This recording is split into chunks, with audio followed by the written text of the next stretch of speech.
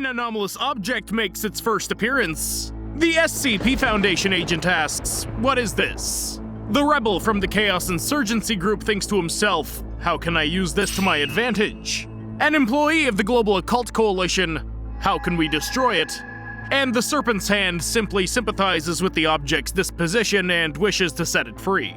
This is primarily why these organizations operate separately and are even, in some cases, enemies. The more their fundamental approaches differ in nature, the bloodier and more violent their conflicts can become.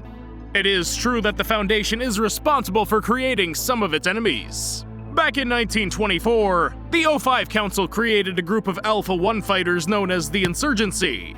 Only the O5 Council knew what its true purpose was. For everyone else, a story had been made up instead. As the legend goes, these are rebels, a breakoff from the Foundation, who rebelled against the organization. The reality was that the insurgents existed to do all the unethical work, something the Foundation could not afford to admit involvement in, of course. These are such activities as massacres, acts of terror, robberies, and etc.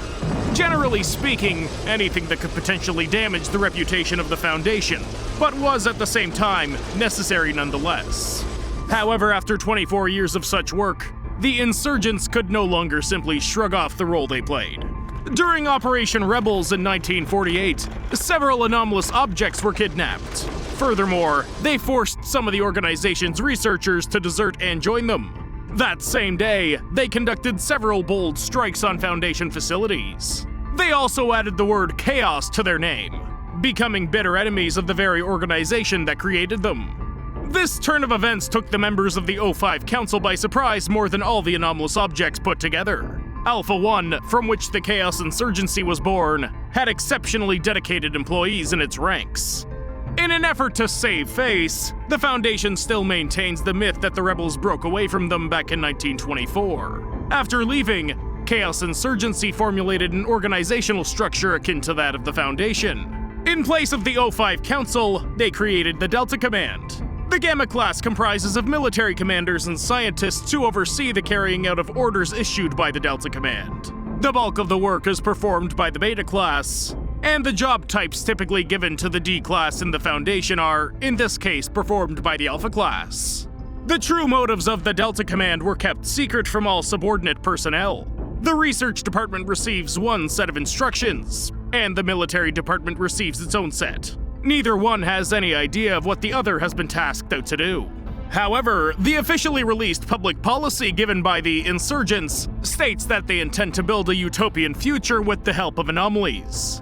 The Serpent's hand would most likely support this idea, but only on the condition that sentient anomalous humanoids would not suffer. As a matter of fact, there are some members of the organization that are themselves anomalous humanoid beings. So far, the Foundation has identified approximately 177 individuals who are members within the Serpent's Hand group. The leader of this organization is simply known as LS. These initials were initially discovered in a note at the site of SCP-268's disappearance. This is a tweed invisibility cap. However, it does not render a person unseen in the traditional sense. When the cap is worn, the people around begin ignoring the person.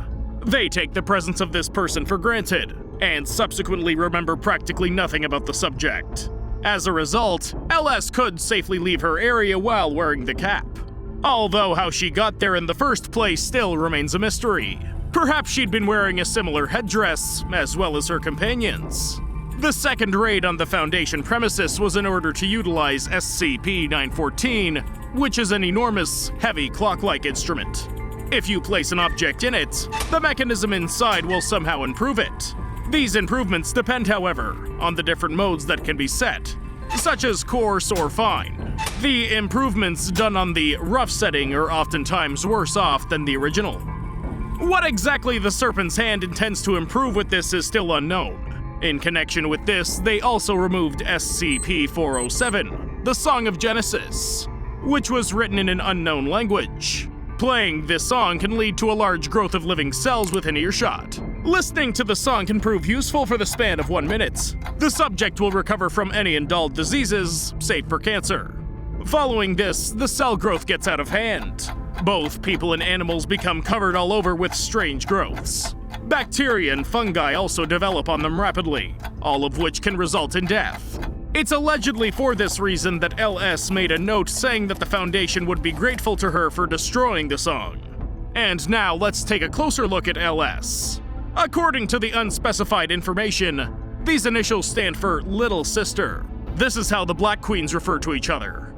The Black Queen, or Allison Cho, exists in all dimensions. In every world, they differ from one another, have different goals and objectives, and are not always aware of the other Black Queens that exist. All these queens are the daughters of one Dr. Gears. In each universe, he appears differently. Gears might be a robot, some kind of anomalous artifact, or a person completely devoid of any emotions. In practically all dimensions, the Black Queen seeks to locate Gears in order to save and protect him. The Black Queens employ the Wanderer's Library to move between worlds. Many Black Queens gathered together here, as well as the remaining members of the Serpent's Hand. The Wanderer's Library is an extra-dimensional space. All throughout the planet are the Ways portals that lead to the Wanderer's Library. Getting there, however, is no simple task. Some kind of anomalous influence is necessary. Although the Foundation does know of the overwhelming majority of these portals, their agents are nevertheless unable to pass through them. This is not the case for the Global Occult Coalition employees. Even so, members of the GOC did not exactly remain in the library for long. Most of them were killed immediately. Only a handful were sent away unharmed by the anomalous entities there. The Serpent's Hand is just as hostile towards the Foundation, but with somewhat less hatred than the Global Occult Coalition. The Foundation has earned a certain loyalty from the Serpent's Hand due to the fact that it contains the paranormal and does not seek to destroy, unlike the Global Occult Coalition. From the Serpent's Hand perspective, anomalies are just another part of the world that must be learned, accepted, and understood by humanity.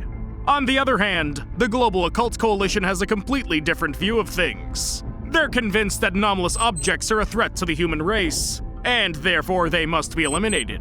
And if these efforts are unfruitful, then at least prevent the widespread knowledge of the anomalous, since it's necessary to protect humanity at all costs. There is a UN coalition that's partly run by this organization. The general director of the coalition is currently one DC Alfine, although the real power actually rests with the Council of 108. This body includes the leaders of the most well-known occult organizations around the globe, to include the Bavarian Illuminati, servants of the Silicon Nornir, and even the World Para-Health Organization, which combats anomalous diseases. The Council of 108 is subordinate to the High Command, which oversees and directs the following of three main divisions: Physics, which deals with the physical destruction of anomalies; Psyche, which establishes diplomatic peace if destruction is not an option; and Ptolemy, which equips and outfits all departments. The Global Occult Coalition came together following the end of the Seventh Occult War, which took place parallel with the Second World War. As a matter of fact, the Seventh Occult War was largely what set off World War II, and many of the main battles were fought specifically on an anomalous front. After both wars came to an end, the leaders of different governments created the United Nations in order to maintain peace among the people, and the Global Occult Coalition in order to maintain peace with forces of a different nature and origin.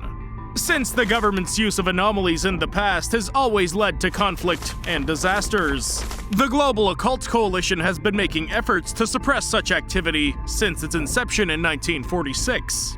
Having said that, governments do not necessarily always abide by this rule. And so, there was the McCarthy-Truman UFO scandal of 1951. The Americans wanted to use paranormal technology for military purposes. The Coalition succeeded in stopping them, but tensions between the US and the Coalition increased significantly thereafter. Any kind of contact with another organization, namely when involving anomalies, has specific protocols to it. The most stringent procedures are set in relation to the Serpent's Hand, since the Coalition views them as terrorists. Every encounter with the Serpent's Hand has always led to heavy losses on the GOC side. Sometimes this was individual employees, but other times it was entire divisions and cells that were wiped out. Because of this, all Coalition agents have standing orders to immediately eliminate any members of the Serpent's Hand upon first contact. However, the Coalition is less hostile towards the Chaos Insurgency. Additionally, the GOC management is still unsure of whether or not the insurgents are a separate organization, or whether they're still under the cover of the Foundation. Insurgency agents are regarded as a threat, but response to them is minimal. If insurgency activity is perceived as excessive, protocol states it must be suppressed, and all anomalous and military equipment is to be confiscated. Interestingly, one of the largest raids on the insurgency was actually carried out by the Coalition solely for political reasons. During this operation, the GOC displayed a certain level of hypocrisy. By way of magic, they teleported the Broken Dagger battle group from Ireland all the way to England, where the Chaos Insurgency training camp was located. There, Coalition officials watched the rebels and had no plans to intervene. That is, at least until they saw captive Philip Anderson brought there. Anderson's a senior official from the Mana Charitable Foundation, an anomalous humanitarian aid organization. It's not that the Coalition necessarily cares about Anderson's fate, but his rescue would help provide leverage in future negotiations. Also, the inclusion of Mana in the Coalition would provide them with additional financing. Broken Dagger shot several insurgency members, set off a couple of bombs, and freed both Anderson and his talking sea slug, Lord Blackwood. Although the rebels attempted to stop the GOC fighters, no retaliatory measures were taken later, mostly due to the disproportionate balance of the two forces. In every other case, the Coalition simply monitors the insurgency's actions to ensure nothing else takes place. The most supportive group towards the Foundation would probably be the Coalition. This is true despite the fact that this organization is technically considered hostile as well, and their desire to place the anomalies in containment is seen as unethical to the Coalition. Attacking Foundation employees is allowed only with the permission of High Command on a very rare, case-by-case basis. Such incidents tend to occur when the Coalition and the Foundation discover a new anomaly right at the same time. In such cases, the GOC's mission is to eliminate the anomalous object preemptively before the Foundation is able to detain it and put it in containment. The Foundation itself, out of all the organizations, has the greatest dislike for the Chaos Insurgency, and this is understandable, since no one really likes traitors. On the other hand, one of their operations was of such a nature that even some members of the O5 Council admired the way it was executed. The insurgents managed to lead the Foundation around in circles for some time using SCP-884-4. This object is an anomalous shaving mirror. The person who uses it will continually see stubble on his face, and so he shaves over and over again until he ends up injuring himself. However, those who worked with it at the Foundation were unaware that the mirror also causes pathological doubts over the long term. The insurgents, on the other hand, were well aware of this. Thus, they intentionally sparked curiosity and interest around the mirror. The insurgents stole the object and then allowed the Foundation to find it again. Curious employees then lined up at this legendary mirror. Many of these individuals later perished due to the simple fact that they were unable to make a decision at some crucial moment. For example, one of the researchers drowned in the bathroom, all because he could not make up his mind to get out of it and took too long in doing so. Personally, I believe the insurgents, the Coalition, and the Serpent's Hand have all interfered in the Foundation's business much more than the Foundation itself is aware of. I would assume that with the cap of invisibility, the Serpent's Hand could have theoretically liberated all sentient anomalies a long time ago already.